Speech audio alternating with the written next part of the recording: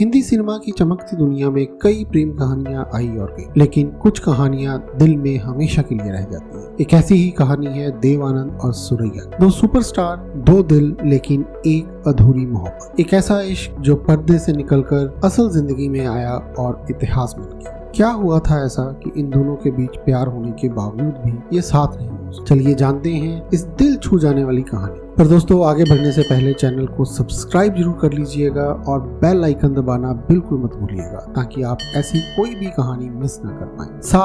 साल था 1948। फिल्म थी विद्या। यहीं पर पहली बार देवानंद और सुरैया की मुलाकात हुई। देव साहब थे हैंडसम, स्टाइलिश और बेहद चार्मिंग, और सुरैया उस दौर की सबसे बड़ी सिंगिंग सुपरस्टार। फिल्म की शूटिंग के दौरान एक सीन में नाव पलटी और देव साहब ने समय रहते सुरैया को बचा लिया। बस वहीं से शुरू हुई एक खूबसूरत दोस्ती जो जल्द ही मोहब्बत में बदली। कहते हैं ना, कुछ मुलाकातें किस्मत की होती हैं और कुछ मोहब्बतें मुकम्मल नहीं होती। इसके बाद देवानंद और सुरैया ने साथ में कई फिल्में की। शायर, आफत, नीलकमल, जीत और दोस्त तारे। हर फिल्म के साथ दोनों की नजदीकियां बढ़ती गई। देव साहब सुरैया को अक्सर गुलाब का फूल देते और सुरैया की आंखों में भी उनके लिए कुछ खास था। देवानंद साहब ने बाद में अपनी आत्मकथा में लिखा, मैं हर दिन सिर्फ उसे देखने के लिए सेट पर जाता था, वो मेरी दुनिया थी। जब दिल एक दूसरे की धड़कन बन जाए तो मोहब्बत को नाम देना आसान हो जाता है, लेकिन मंजिल के बारे में कहना थोड़ा मुश्किल है। देव साहब और सुरैया शादी करना चाहते। देव साहब ने सुरैया को एक खूबसूरत सी एंगेजमेंट रिंग भी दी थी, लेकिन कहानी में आया सबसे बड़ा ट्विस्ट। सुरैया की नानी, उनका मानना था कि एक मुस्लिम लड़की का एक हिंदू लड़के से निकाह नहीं हो सकता। उन्होंने साफ मना कर दिया और सुरैया पर बहुत दबाव डाला। घर वालों की सख्ती से परेशान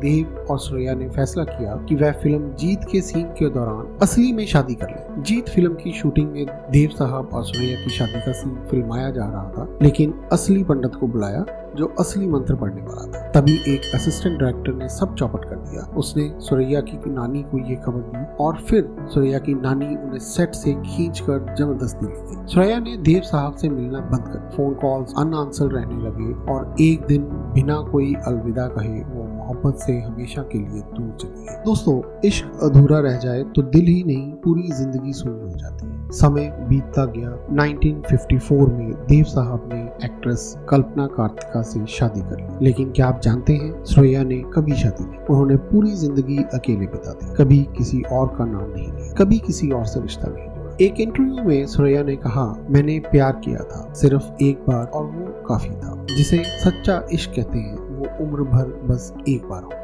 देव साहब ने अपनी आत्मकथा रोमांसिंग विद लाइफ लिखी और उसमें सुरैया को लेकर भावनात्मक शब्दों में लिखा, मैंने बहुत कुछ पाया लेकिन सुरैया को खो दिया, वो मेरी जिंदगी का सबसे खूबसूरत सपना। देव साहब ने कई बार सुरैया को भूलने की कोशिश की, लेकिन वो हर याद, हर गीत, हर पल में उनके साथ। उनका प्यार अधूरा था मगर कभी फीका नहीं पड़ा। कुछ रिश्ते वक्त से परे होते हैं, वो ना वक्त से मिटते हैं ना ही मौत से। 2004 में सुरैया इस दुनिया को अलविदा कह गई और 2011 में देव साहब भी चले गए, लेकिन इनकी कहानी आज भी जिंदा है। वो खत, वो गाने, वो फिल्में, सब आज भी उस अधूरी मोहब्बत की गवाही देते। अगर जमाना थोड़ा और समझदार होता, अगर मजहब मोहब्बत के बीच ना आता, तो शायद आज सुरैया और देव साहब एक साथ। लेकिन शायद कुछ कहानियां अधूरी रहकर भी अमर हो जाती। इश्क मुकम्मल हो या अधूरा, अगर सच्चा हो तो दिलों में हमेशा जिंदा रहता है। अगर आपको देव साहब और सुरैया की प्रेम कहानी छू गई हो तो उनकी खातिर इस वीडियो को लाइक करें, शेयर करें और